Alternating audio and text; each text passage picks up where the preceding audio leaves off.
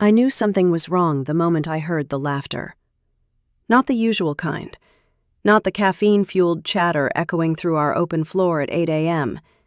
This was sharper, louder.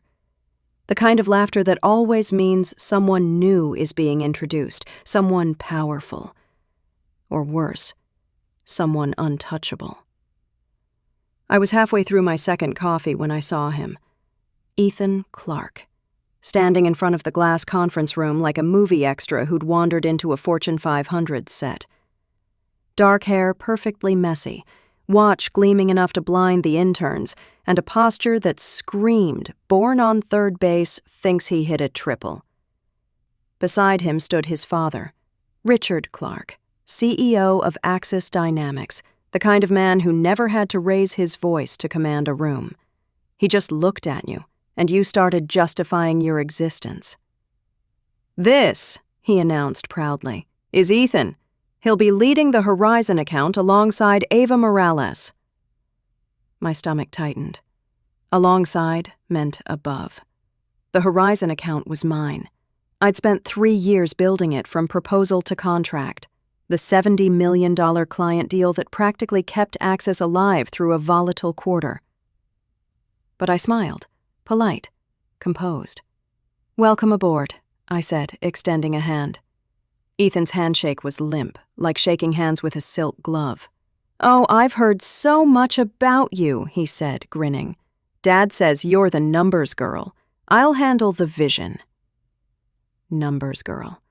I'd been called worse, but never by someone who hadn't yet opened a spreadsheet.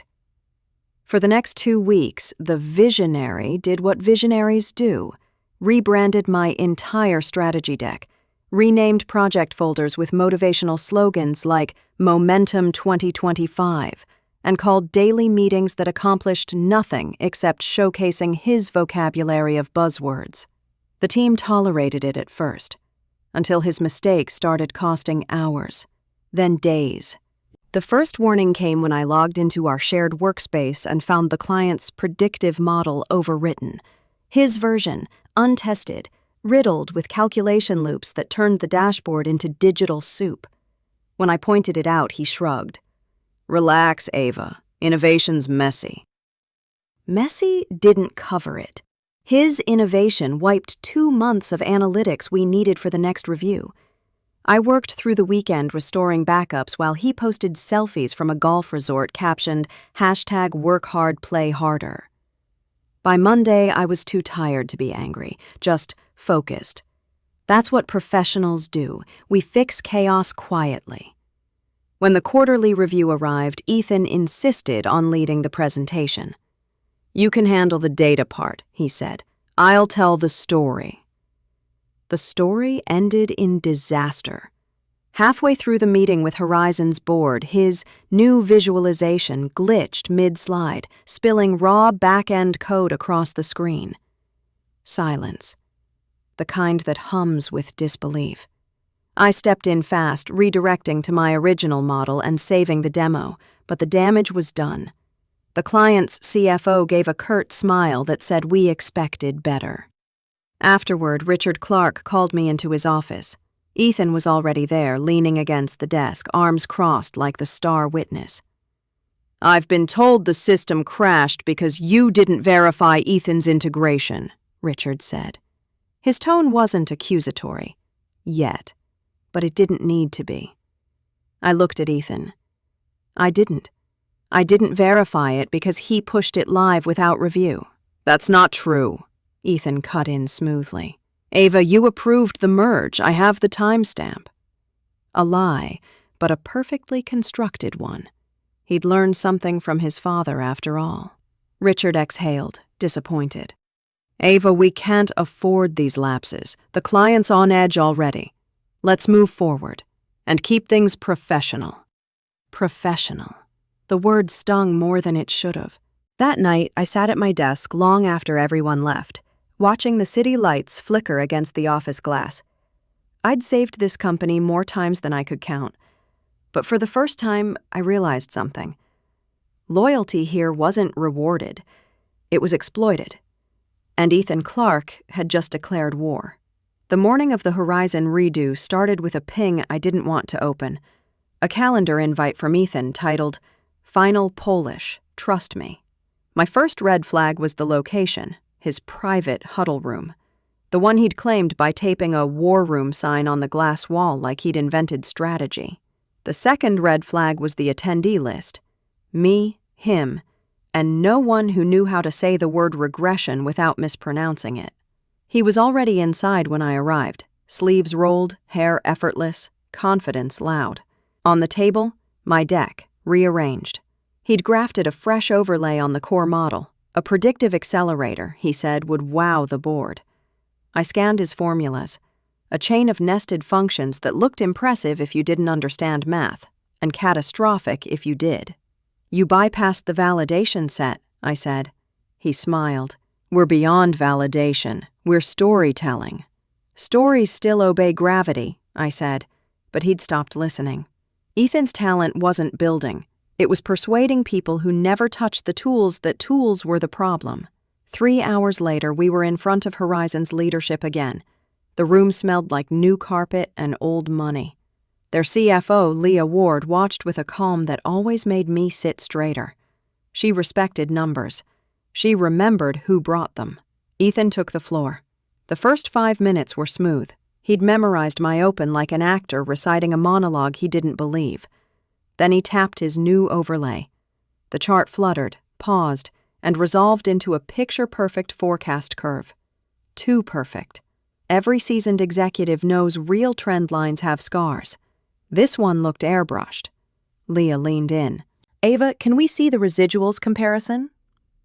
"Of course," I said, reaching for the keyboard. Ethan's hand slid over the trackpad. "We'll get there. First, our vision." The screen blinked. A pop-up I'd never allow in a live meeting stuttered open. "Circular reference. Iteration exceeded." His overlay spun itself into a loop, trying to recalculate the calculations it had already broken. The dashboard froze, then spilled raw script like a confession. Silence. The kind that bristles. Leah exhaled, not angry, just tired of being disappointed. "Do you have the previous version?" I pulled the backup from my local drive, a habit that borders on religion, and restored the stable model. We finished the run-through on numbers that breathed like numbers should, but the room's temperature had cooled. When we wrapped, Leah's voice was courteous and flint-edged. "We'll review internally and revert. Thank you." Back in the hall, Ethan's swagger evaporated. He rounded on me. "Why did you switch models? You undermined momentum." "I prevented a train wreck," I said. "Your overlay ignored constraints." He looked wounded, the way only the protected can. "You're territorial, Ava. It's not a good look." By the time I reached my desk, a message from Richard was waiting. "My office, now." He didn't offer a seat. Ethan was already there, arms folded, eyes wet with performance sincerity. Richard's tone was composed, rehearsed. "I'm hearing there was confusion over ownership of the new layer." "Not confusion," I said. "He pushed unvalidated code to prod." Ethan sighed, gentle, almost paternal. "I told you we needed a bolder posture. Ava kept reverting us to the old logic. It made me look unprepared." There it was, the reflex. Feelings above facts. Richard steepled his fingers. "Ava, this client is precarious. We need unity in front of them.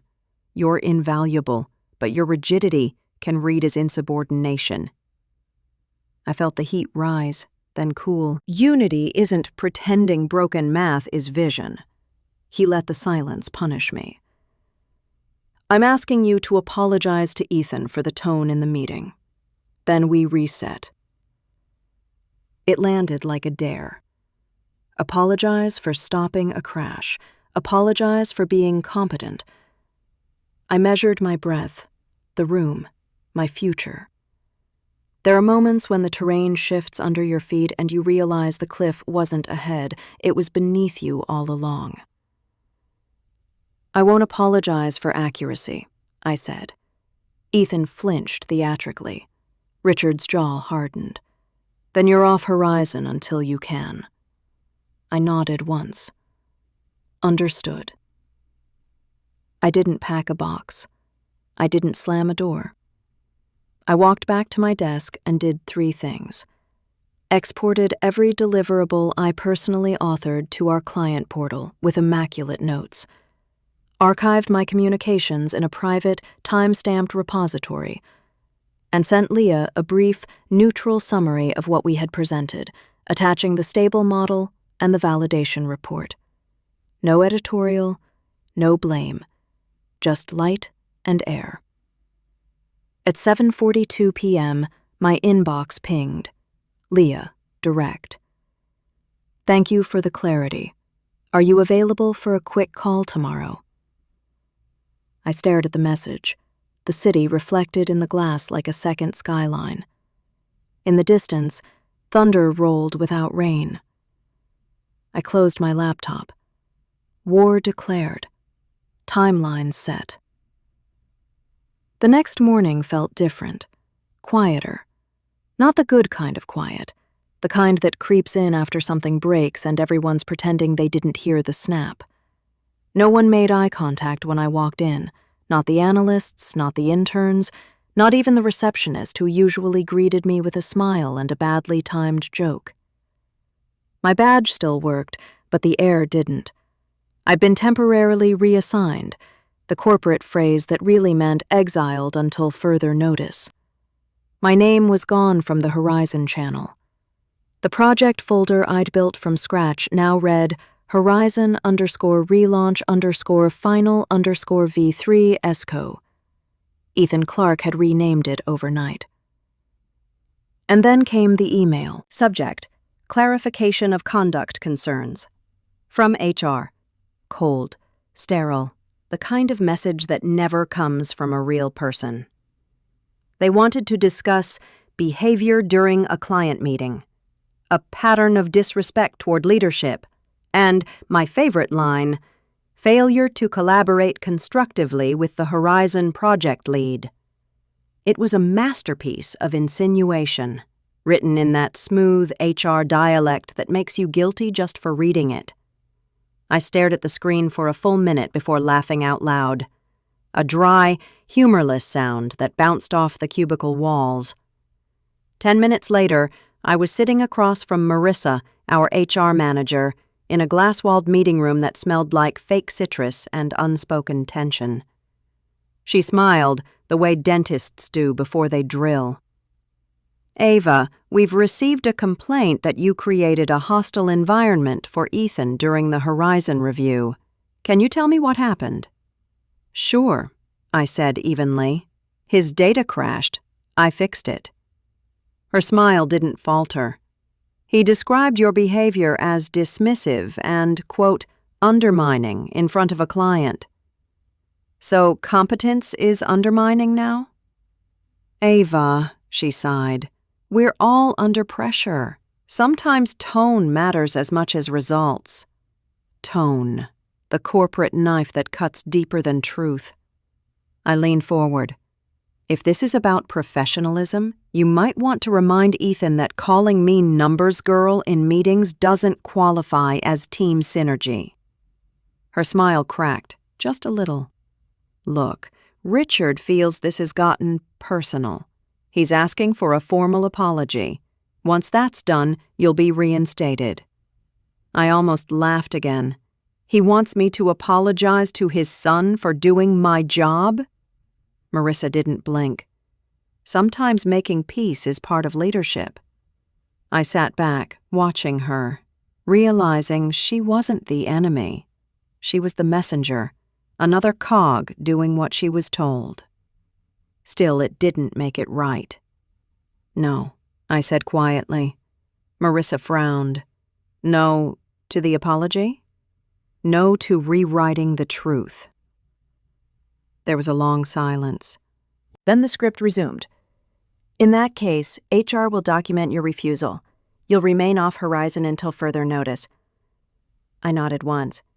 Then document this too. I'm not refusing to cooperate. I'm refusing to lie. When I left the room, people were pretending to work harder than usual. The air buzzed with the kind of fake concentration that hides curiosity. I could feel the story spreading. Ethan's version, polished, convenient. By afternoon, it was everywhere. Whispers near the coffee station, pity glances by the elevators. The rumor was that I'd snapped under pressure, that I'd embarrassed the CEO's son in front of a client. Ethan walked past my desk that day, holding a latte and a smirk. "Tough week, huh?" he said. "Don't worry," I replied without looking up. "Some lessons take time." That night, I didn't go home. I stayed, quietly, methodically. I backed up every deliverable, every report, email, client memo, time-stamped file, into a secure encrypted archive. I downloaded the full meeting logs, including the server error report that proved his code had caused the crash. I saved the Slack messages, the chat where he'd written, "Trust me, this'll wow them," 3 minutes before everything imploded. I didn't steal anything. I just kept receipts. When I finally stepped into the parking garage past midnight, the city lights reflected off the windshield of my car like fractured glass. The kind of beauty that comes right before something burns. Tomorrow, I knew, the story would spread even wider. But so would the truth, eventually. Because while Ethan had connections, I had something stronger. Proof. And I was done staying quiet. I wrote the resignation in 11 words, then sat there and watched them breathe. Subject, resignation. Body, integrity is non-negotiable. Effective immediately, I resign from Axis. No preamble, no 2 weeks, no "thank you for the opportunity" to cushion the blow of being told to apologize for accuracy. I hovered a beat, then hit send. The sound was small, like a seatbelt clicking into place right before the car accelerates. HR replied in under 4 minutes with a template that smelled like citrus cleaner and denial. "We're sorry to see you go. Please schedule an exit interview." Richard didn't reply at all. Ethan sent a thumbs-up emoji in Slack to the Horizon channel and renamed another folder as if the future were just a matter of file paths. I wiped my machine clean of personal logins, shut it down, slid my badge onto the desk, and walked the loop of the floor one last time. No spectacle. No goodbye cupcakes. I passed the wall of framed logos, clients I'd rescued at 2 a.m., deliverables that had kept payroll alive. The receptionist waved without looking up. It figured. In places like this, departures register only when the lights flicker. Day 1 after leaving tasted like oxygen. I bought coffee from the bodega that never spelled my name right and sat by the window while the city unscrolled itself. My phone stayed quiet, almost reverent. By noon, the quiet felt like a dare. By evening, it felt like certainty. Day 2, the silence cracked. At 9:13 a.m., my personal inbox pinged. From Leah Ward. The subject line was careful. Clarification, Horizon team. Ava, we noticed you weren't on today's milestone call. Axis indicated you're on leave. Can you confirm availability for the next review? Leah. On leave. Neat little phrase, like a white cloth thrown over a broken chair. I read it twice, then a third time, measuring what was being said and what wasn't. Before I could draft a reply, a second email arrived, this one from Richard to Leah, CCing a spray of executives and, pointedly, not me. Leah, Ava is taking personal time. Ethan has consolidated leadership and will ensure continuity. We're excited to show you our accelerated roadmap next week. My jaw tightened.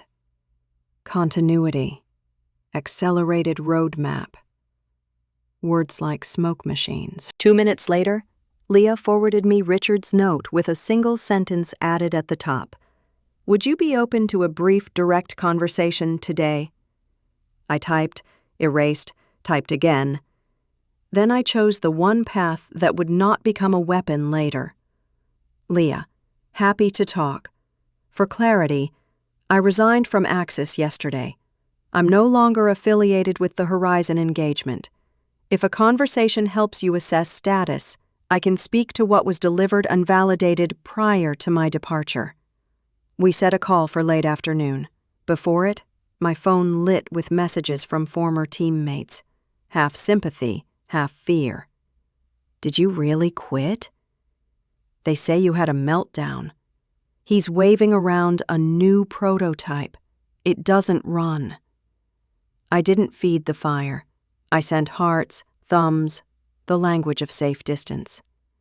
Then I opened the archive I'd built and reviewed the map of my last 6 months.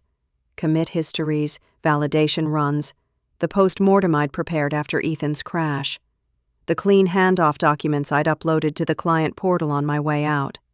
Not a single adjective. Just proof.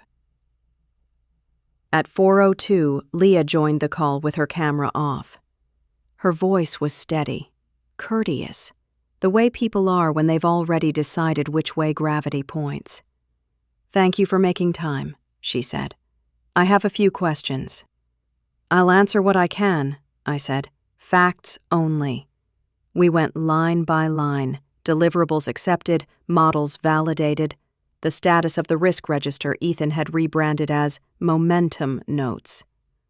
Twice she paused to ask for links. Twice I sent them. Public, client-side folders with timestamps older than the rumors. When we finished, she was quiet for a long beat. Last question, she said. If you were still leading Horizon, what would you do before the next review? I pictured Ethan's perfect curve shattering on the boardroom screen. I'd lock the model, run the residuals in front of you, and I'd never push unvalidated code to production. I appreciate the clarity, she said. One more thing. Are you under any restriction that prevents you from consulting independently? The room around me tilted just slightly. No, I said. I'm not. After we hung up, the evening crowded the window with its violet edges. I poured water, leaned on the counter, and listened to the apartment tick as it cooled. Somewhere downtown, Richard was rehearsing a narrative about continuity and acceleration. Somewhere nearby, Ethan was polishing a deck that would burn his hands as soon as anyone checked the math. At 7:28, Leah's name lit my screen again. Ava, thank you. We'll be in touch tomorrow. Off the record, I prefer gravity. I smiled, small and sharp. The cloth was slipping from the broken chair. The thing about silence is that it isn't empty. It's a fuse. By Monday, my name had become a ghost at Axis.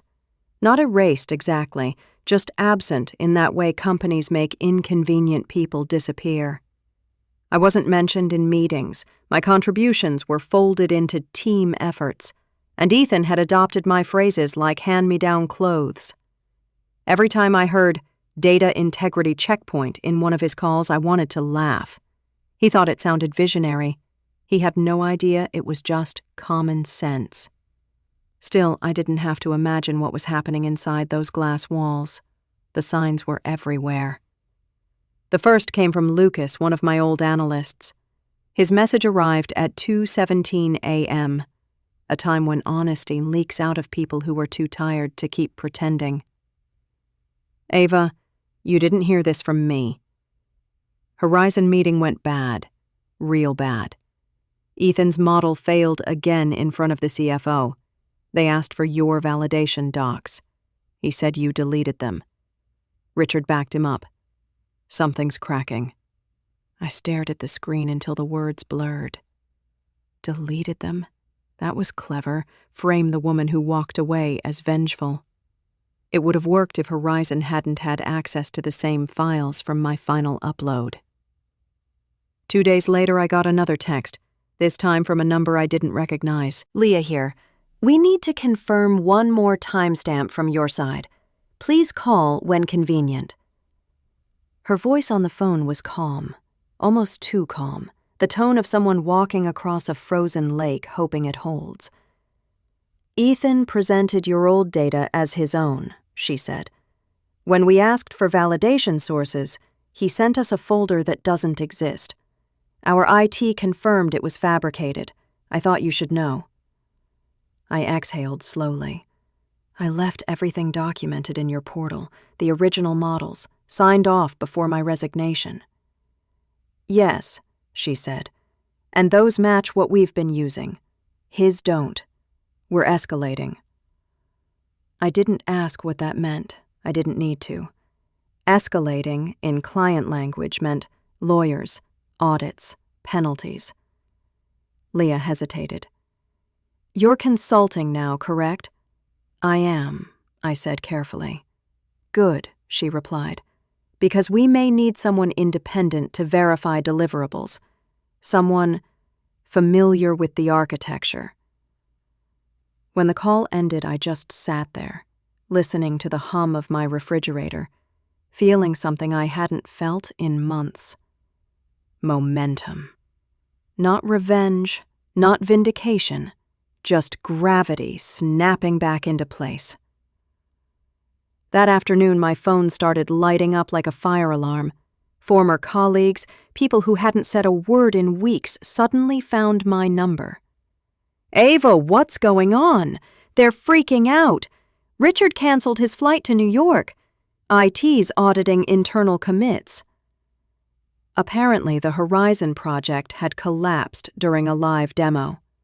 Ethan's predictive overlay produced negative revenue values, something mathematically impossible unless you're actively trying to ruin a corporation. The client's board had called for an immediate review of the contract. And in a twist of irony, Horizon's compliance policy required an independent audit led by a certified consultant not employed by Axis. Guess who fit that description? By evening, Leah's formal request hit my inbox. Ava, pursuant to the independent verification clause, we'd like to engage you as consultant of record to assess Axis's deliverables. For a moment, I just stared at the signature line. Leah Ward, Chief Financial Officer, Horizon Group. Then I smiled, a quiet, dangerous smile. Axis had tried to bury me under their arrogance. Now they were about to pay me to dig them out. When I joined the video call with Horizon's board the next morning, the virtual waiting room showed 2 names already inside, Leah Ward and Richard Clark. Ethan wasn't listed. I could almost picture him pacing behind his father's desk, trying to script excuses. The screen blinked to life. Richard's face appeared, tired, older, the sheen of authority dulled by sleepless nights. Leah's tone was polite, almost cordial. Ava, thank you for joining us on short notice. Happy to help, I said evenly. Let's review what's on record. I shared my screen, the archived documents, the logs, the version histories. Everything traceable, time-stamped, notarized. As I scrolled through the evidence, Richard's expression hardened into something between regret and disbelief. Every file carried my digital signature. Every discrepancy pointed straight to his son. When the call ended, Leah's voice carried no emotion, just precision. Thank you, Ava. We'll conclude our audit and revert. Richard nodded stiffly, unable to meet my eyes. He didn't have to. The verdict was already written. That night, as I walked home through the city's cold glow, my phone buzzed with one final message from Lucas. They just locked Ethan's account. Board called an emergency session. You didn't hear it from me, but it's bad. I typed one word in reply. Good. The unraveling had begun. And this time, I wasn't the one coming apart. The email came at dawn, time-stamped 5:43 a.m., the hour when cities are quiet enough for bad news to sound gentle. Subject: Consulting Agreement Confirmation. Horizon Group. I opened it, half expecting fine print that turned victory into paperwork. But it was real. Retainer approved. Rate tripled from my old salary. Scope: full audit of Axis Dynamics Horizon deliverables, beginning immediately. Below that, one line from Leah. We trust you to be thorough. Thorough. The word landed like an oath. By 8, I was on a secure video call with Horizon's legal team. They wanted to confirm independence, no financial ties, no conflicts. Easy. I was free. Richard Clark had cut me loose himself. Then came the second call, not scheduled, not professional. Richard. My phone lit up with his name like a bad omen. I considered ignoring it, then decided he deserved to hear the click of composure on the other end. Morning, Richard, I said. His voice came slow, deliberate. Ava, I heard Horizon brought you back. Congratulations. Consulting, not back, I corrected. He exhaled, the kind of breath people take before saying something they think will save them. Look, Ethan's young. Mistakes happen. We all get overzealous sometimes. Mistakes are when you forget to label a column, I said quietly. Fabricating validation logs is something else. Silence. Then, we can fix this together, off the record. If Horizon gets what they need, there's no reason anyone has to lose. There it was, the subtle plea disguised as pragmatism. I almost admired it. Almost. Richard, I said, you already lost the moment you decided your son's comfort mattered more than your client's trust. He didn't speak again, just the faint hum of defeat before the line went dead.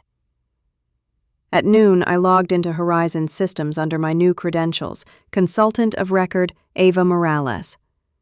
The first file I opened was a log of Axis's recent commits. I didn't have to look far. Ethan had continued pushing code even after the audit started, backdating timestamps to make it look like the original architecture. I pulled the version histories, cross-referenced with the stable build I'd left. The difference was glaring. He hadn't just lied. He'd tried to rewrite time. By afternoon, I'd compiled a 32-page report outlining every falsified document, altered dataset, and missing deliverable. Leah reviewed it silently on our call, her expression unreadable until the end. This, she said finally, is decisive.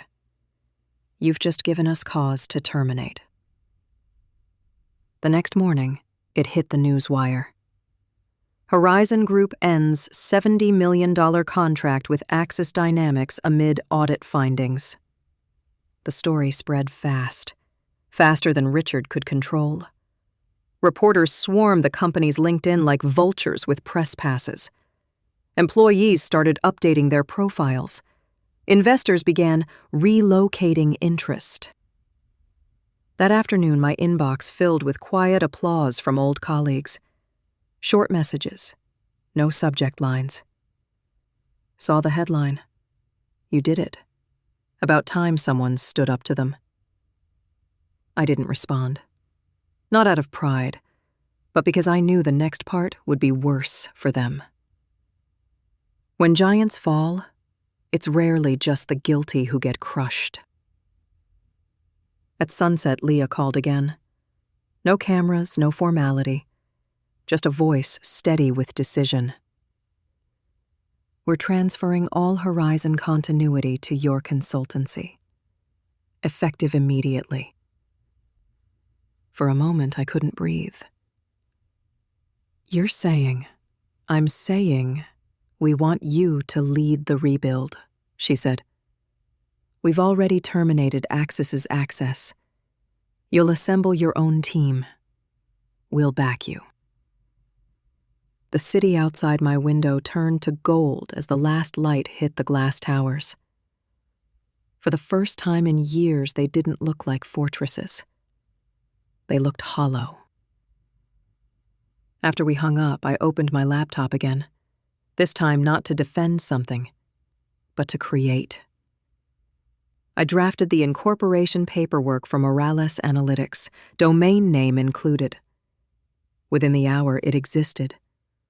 Small, lean, independent. Mine. Then, almost poetically, one more message blinked onto my screen. From Ethan Clark. Subject: "You happy now?" No text body. Just the subject line. Brittle with self-pity. I stared at it for a full minute, then hit delete without opening it. Because yes, I was happy, but more than that, I was free. And freedom, I'd learned, is the loudest kind of justice. The fall didn't happen all at once. It was slow, like a glass skyscraper cracking from the inside, one invisible fracture at a time. By the end of the week, Axis Dynamics wasn't bleeding, it was hemorrhaging. The press called it a contractual breach, but everyone inside knew it was a controlled detonation. Horizon's termination triggered cascading panic across every account tied to them. Vendors demanded early payments, clients froze renewals, and the board, those polished ghosts who only appeared for profits, suddenly materialized, demanding answers. I didn't have to imagine it, I heard it. Lucas, my quiet analyst turned whistleblower, called me from a parking lot somewhere outside Axis headquarters. I could hear rain on his windshield and the muted hum of chaos behind his voice. "They locked Ethan out of the system," he said. "His clearance is gone. IT traced the fake timestamps to his terminal." "What about Richard?" I asked. "He's trying to spin it as a misunderstanding, but Horizon's legal sent over your audit. The board called an emergency vote. He might not survive it." For a long time, neither of us spoke. The only sound was the rain, steady and cold. "You did the right thing, Ava," he said finally. "Everyone here knows it now. Even the ones who stayed quiet." "Quiet doesn't count anymore," I said softly. "Silence is how they built this place." When we hung up, I opened my browser and typed Axis Dynamics into the news search. There it was. Breaking: CEO Richard Clark steps down amid audit fallout. And just below that, smaller headline: Internal source confirms CFO's son under investigation for data tampering. No names mentioned, but everyone knew who they meant. I didn't celebrate. I didn't even smile. Justice isn't always triumphant. It's heavy, like the final note of a long song that's finally ending. Still, I felt something uncoil inside me. Years of swallowed pride and quiet humiliation loosening like a held breath. The following day, Horizon sent a brief statement to the press confirming they'd transitioned all projects to a new independent analytics consultancy led by Ava Morales. The words looked unreal on the screen, like someone else's success story, but it was mine. I'd built this from the ashes of their arrogance. Requests started flooding my inbox before noon, companies asking for proposals, collaborations, speaking invitations. I accepted none, not yet. I wanted one full day of stillness, just to hear what peace sounded like. But peace, apparently, had my address. At 5:02 p.m., as I locked my office door, someone buzzed the building's entrance downstairs. A delivery. I hadn't ordered anything. When I reached the lobby, the courier handed me a white envelope. No sender, no logo. Just my name, printed in bold black letters. Inside was a single page. "Ava, I know you think this ends with me ruined. Maybe it does, but one day you'll realize you didn't win. You just destroyed what could have been fixed. E." No apology, no accountability, just another man trying to paint consequence as cruelty. I folded the letter neatly and dropped it into the trash on my way back upstairs. That night, news broke that Axis's stock had fallen 38% in a single day.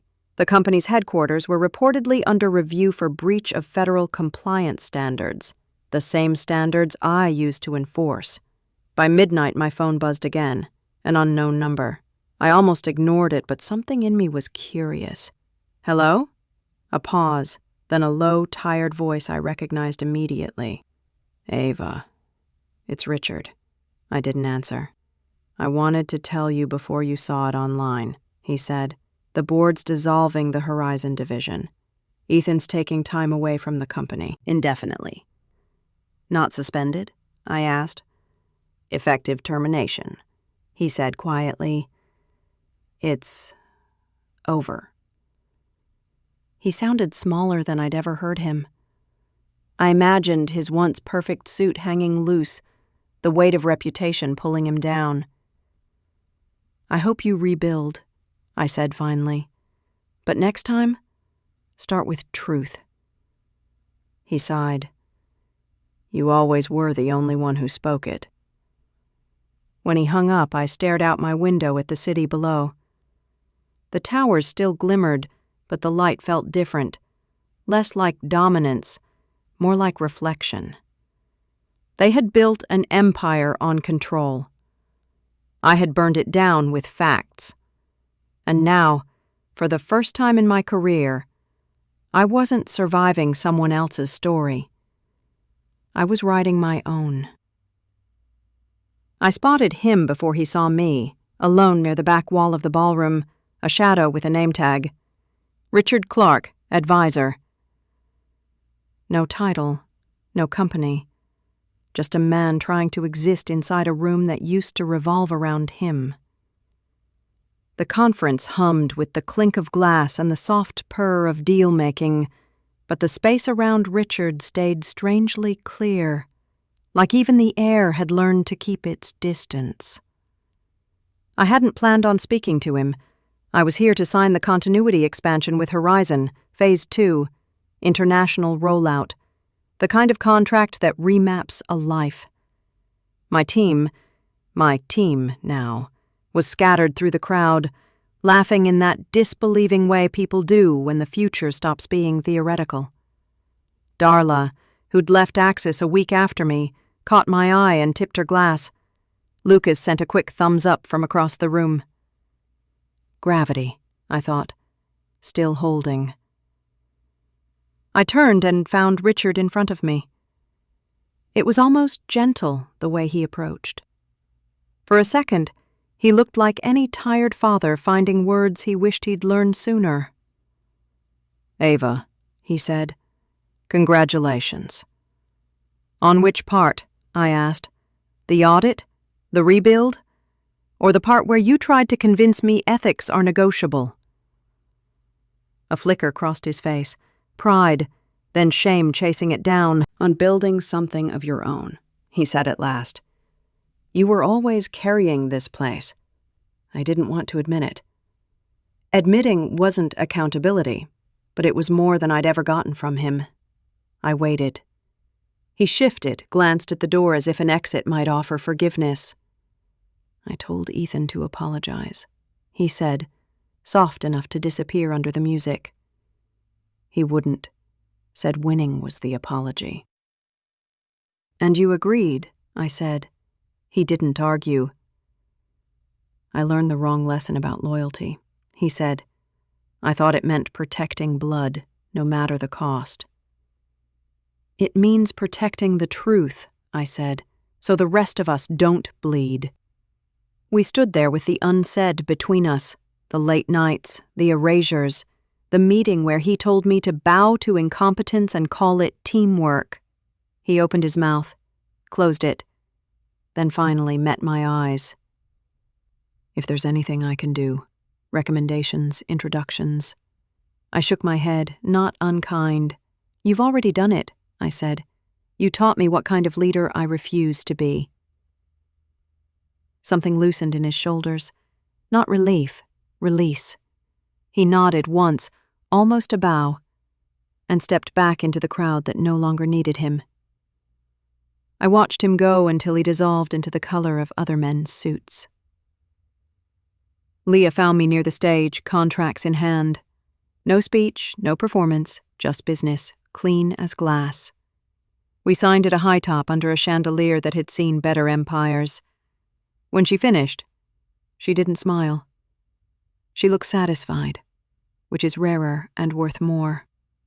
"Why you?" she'd asked me on our first call weeks ago. "Why should we trust you with the rebuild?" "Because I know where the shortcuts hide," I'd said, "and I'm not interested in being fast if it isn't also true."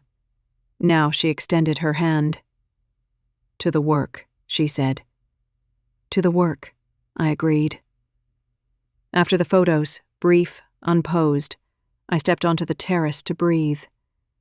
The city stretched out, the towers glittering like they had secrets left to keep. My phone buzzed. A new message from an unknown number. For a heartbeat, I braced for Ethan's self-pity, another letter claiming I'd broken what could be fixed. Instead, from board member Axis Former. "If you're hiring, I'm listening." I laughed, not out of cruelty, but the way you laugh when the universe delivers a joke with exquisite timing.